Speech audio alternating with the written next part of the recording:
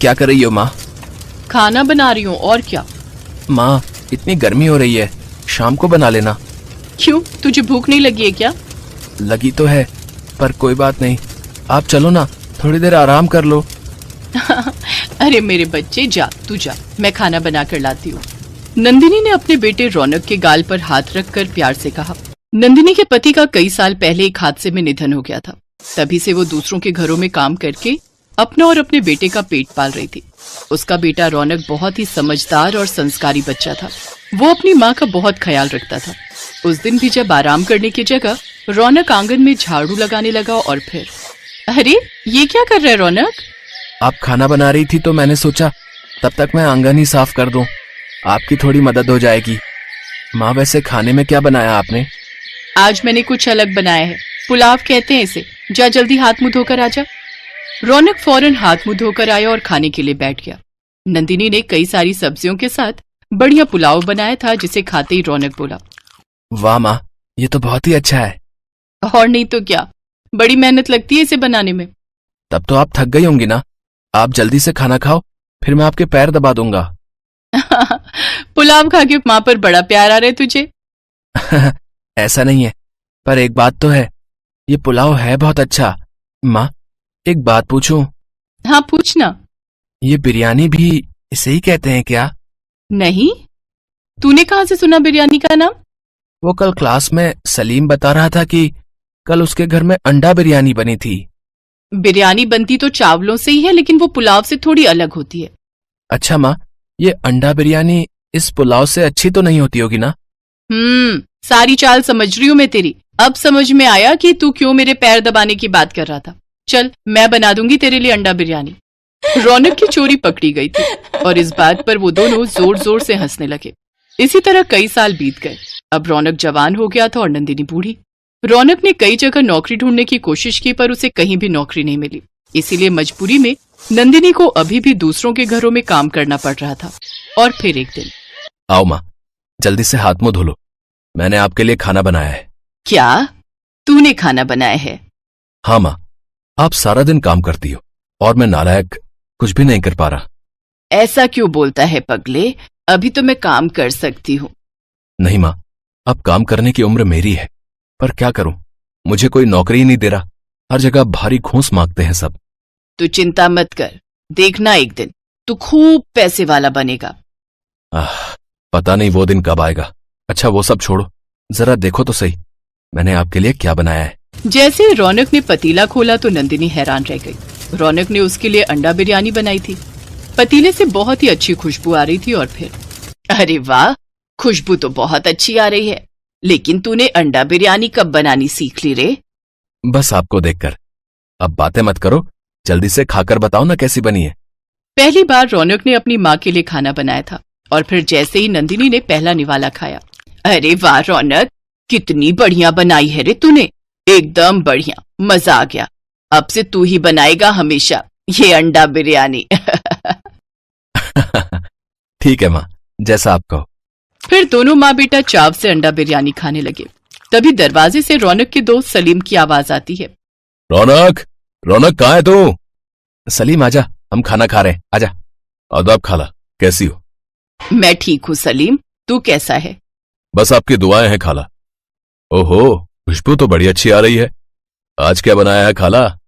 आज तेरे दोस्त ने अंडा बिरयानी बनाई है, खाकर देख, आजा। अंडा बिरयानी का नाम सुनते ही सलीम झट से थाली लेकर बैठ गया और पहला निवाला खाते ही सलीम ने कहा, अरे वाह मियाँ, छुपे रुस्तम निकले तुम तो, है भाई, माशाअल्लाह, क्या हुनर पाया है। अबे भाई तू छोड़ ये नौकरी वोकरी का चक्कर, तू तो अपना काम शुरू कर। अल्लाह की कसम खूब बिकेगी तेरी अंडा बिरयानी, और ना बिके तो मेरा नाम बदल देना। थोड़ी देर बाद सलीम वहां से चला गया, पर रौनक के मन में उसकी बातें बार बार घूमने लगी। और फिर अगले दिन, सुन सलीम। हाँ बोलना भाई। मैंने बहुत सोचा, तू क्या बोलता है, मैं ठेला लगा लूं क्या अंडा बिरयानी का? तू एक काम कर, वो जो स्कूल है ना अपने गांव में, अभी उसी के पास अपना ठेला लगा ले। पहले वहां शारिक नाम का आदमी अंडा बिरयानी बेचता था 50 रुपए में, पर वो उतनी मजेदार नहीं थी। अब तू वहीं से बिस्मिल्लाह कर दे। और सुन, तू चिंता मत कर, मैं तेरी मदद करूंगा, कुछ पैसे पड़े हैं मेरे पास। अपने हुनर और दोस्त की मदद से रौनक ने अपना ठेला शुरू कर दिया। पहले ही दिन उसकी दुकान पर 6-7 ग्राहक आए, जिन्हें उसकी बनाई अंडा बिरयानी बहुत पसंद आई और बची हुई अंडा बिरयानी शाम को रौनक, नंदिनी और सलीम ने खाई। धीरे धीरे रौनक के ठेले पर काफी लोग आने लगे, लेकिन उसकी दुकान पर घूम फिर कर वही 10-12 लोग ही आते थे। इससे रौनक का खर्चा तो चल जाता था, पर वो थोड़े और पैसे कमाना चाहता था। और फिर एक दिन रौनक की दुकान पर एक आदमी आया जिसका नाम आकाश था। भैया कैसी दी अंडा बिरयानी? बस 50 रुपए की भैया जी। अच्छा तो फिर लगा दो 1 प्लेट। अभी लो भैया। आकाश को रौनक की अंडा बिरयानी बहुत पसंद आई। उसने अपनी उंगलियां चाटते हुए कहा, अरे वाह भैया, हमारे इलाके में इतनी अच्छी अंडा बिरयानी मिलती है और हमें ही ये बात नहीं पता थी। आपको तो फुर्सत ही नहीं मिलती होगी, शाम तक तो सारी बिक जाती होगी। कहाँ भैया, गिने चुने 10-12 लोग ही आते हैं, बस गुजारा चल जाता है। अरे क्या बात कर रहे हो? इसका मतलब यहाँ लोगों का आना जाना कम है। तुम एक काम क्यों नहीं करते, रेलवे स्टेशन के अंदर क्यों नहीं बेचते अपनी अंडा बिरयानी? पर भैया स्टेशन के अंदर कैसे? अरे तुम चिंता मत करो, मेरा नाम आकाश है और मैं ट्रेन चलाता हूँ, यानी लोको पायलट हूँ। अभी स्टेशन पर वेंडर के लिए टेंडर निकल रहे हैं, थोड़ी सी फीस लगेगी और देखना भीड़ लग जाएगी तुम्हारे स्टॉल पर। अब अगर ऐसा हो जाए तो बड़ी मेहरबानी होगी भैया। अरे तुम चिंता मत करो, मैं कल ही तुम्हारे लिए बात करता हूँ। कहते हैं कि मेहनत करने वाले का साथ ऊपर वाला भी देता है। उसने आकाश को रौनक की मदद करने के लिए भेजा था। आकाश ने सारी कागजी कार्रवाई करने में रौनक की मदद की और रौनक को स्टेशन के अंदर अपना स्टॉल लगाने की जगह मिल गई। फिर क्या था, पहले ही दिन रौनक की सारी अंडा बिरयानी सिर्फ 3 घंटों में ही बिक गई। फिर अगले दिन से सलीम भी रौनक के साथ आने लगा। काम चल निकला और रौनक खूब पैसे कमाने लगा। फिर ठीक 2 सालों के बाद रौनक नंदिनी को स्कूटर से बाजार लेकर पहुंचा, जहां वो एक दुकान के सामने जाकर खड़े हो गए। यहाँ क्या है, क्या दिखाना चाहता है रे? देखो माँ, हमारी अपनी दुकान, रौनक की अंडा बिरयानी। अब नाम कैसा है दुकान का? तू सच कह रहा है रौनक? जुग जुग जिए मेरा लाल, जुग जुग जिए। रौनक ने वाकई अपनी मेहनत से अपनी किस्मत और भविष्य संवार लिया था। उसकी अंडा बिरयानी दूर दूर तक मशहूर हो गई। वक्त के साथ दुकानें बढ़ती गई, लेकिन रौनक के हाथों का स्वाद और खाने की क्वालिटी में कोई बदलाव नहीं आया। खास तौर पर उसके गांव के रेलवे स्टेशन पर आती जाती रेलों के यात्रियों की पहली पसंद तो रौनक की अंडा बिरयानी ही थी, जो बीतते वक्त के साथ रौनक के गांव की पहचान बन गई।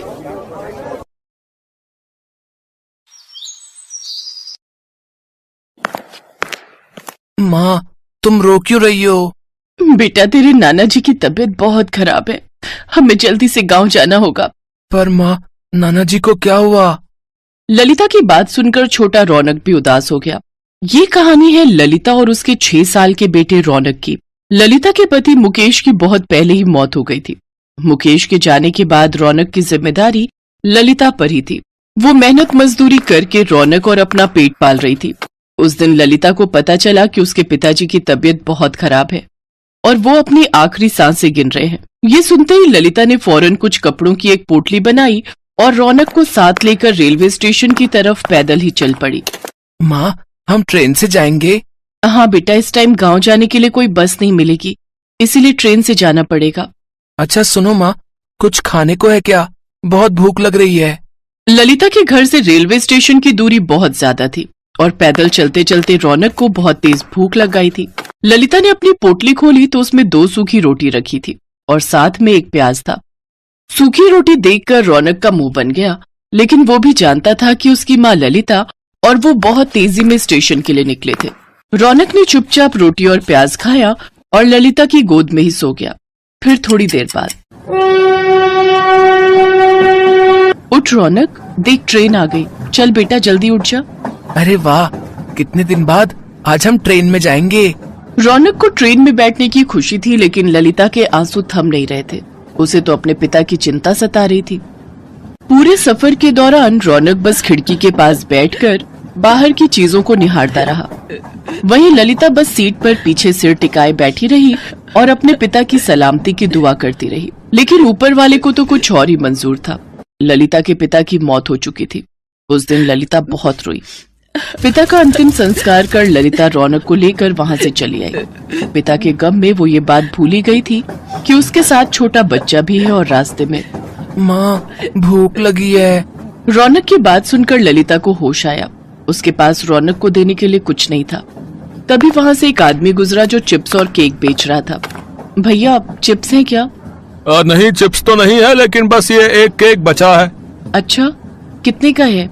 छोटे वाले तो सारे बिक गए, बस ये 60 वाला है। बताइए, दे दूं? ललिता ने अपनी साड़ी के पल्लू में लगी गार्ड खोली तो उसमें कुल मिलाकर बस 40 रुपए ही थे, जिन्हें देखकर वो केक वाला खुद ही वहां से चला गया। रौनक भी समझ गया कि केक लेने के लिए उसकी माँ के पास पैसे नहीं है और खिड़की की तरफ देखने लगा। रौनक बहुत ही समझदार था। उसने अपनी माँ से फिर कोई जिद नहीं की। कई घंटों के सफर के बाद ललिता और रौनक अपने स्टेशन पहुंच गए। वहां पहुंचते ही रौनक रोने लगा। ललिता समझ गई कि अब रौनक से भूख बर्दाश्त नहीं हो रही है। तभी वहां एक दुकान से आवाज आई, पूरी सब्जी खा ले, 20 रुपए में ही है। उस आदमी की आवाज सुनकर ललिता को ऐसा लगा जैसे उसकी मुराद पूरी हो गई। ललिता ने सोचा कि वो 2 आलू पूरी खरीदेगी, एक रौनक खाएगा और एक वो भी खा लेगी। उसने भी तो 2 दिन से कुछ नहीं खाया था। ललिता ने 40 रुपए देकर आलू पूरी खरीदी। वे बहुत थोड़े से आलू और सिर्फ 2 ही पूरियां थी। ये देखकर ललिता ने अपना डिब्बा भी रौनक को दे दिया। रौनक ने पेट भरकर खाना खाया और फिर शाम को, माँ, पेट में बहुत तेज दर्द हो रहा है और 3 बार उल्टी भी हो चुकी है। इतना कहते ही रौनक बेहोश हो गया। ललिता फौरन उसे डॉक्टर के पास लेकर पहुंची तो डॉक्टर ने उसे बताया कि रौनक को फूड पॉइजनिंग हुई है। ललिता को समझते देर नहीं लगी कि ये सब उस आलू पूरी की वजह से हुआ है जो उसने रेलवे स्टेशन से खरीद कर रौनक को खिलाई थी।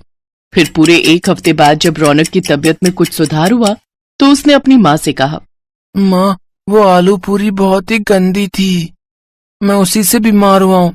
पता नहीं मेरे जैसे और कितने बच्चे बीमार होंगे उन गंदे अंकल की आलू पूरी खाकर। रौनक ने लाख टके की बात कही थी, जिसे सुनकर ललिता सोच में पड़ गई। और फिर थोड़ी देर सोचने के बाद ललिता को उसके जीवन का मकसद मिल गया और नया रोजगार भी। ललिता ने स्टेशन के पास ही अपनी नई झोपड़ी बनाई और वहीं बड़ी सी कढ़ाई रखकर एकदम ताजी आलू की सब्जी और गर्मा गर्म पूरियां तलने लगी। आ जाओ, बस 20 रुपए में 6 पूरी और ढेर सारी सब्जी खा लो। उसकी बनाई आलू पूरी बहुत ही स्वाद बनी थी और सिर्फ 20 रुपए में अब वहां हर किसी का पेट भर रहा था। तभी वहां एक औरत आई।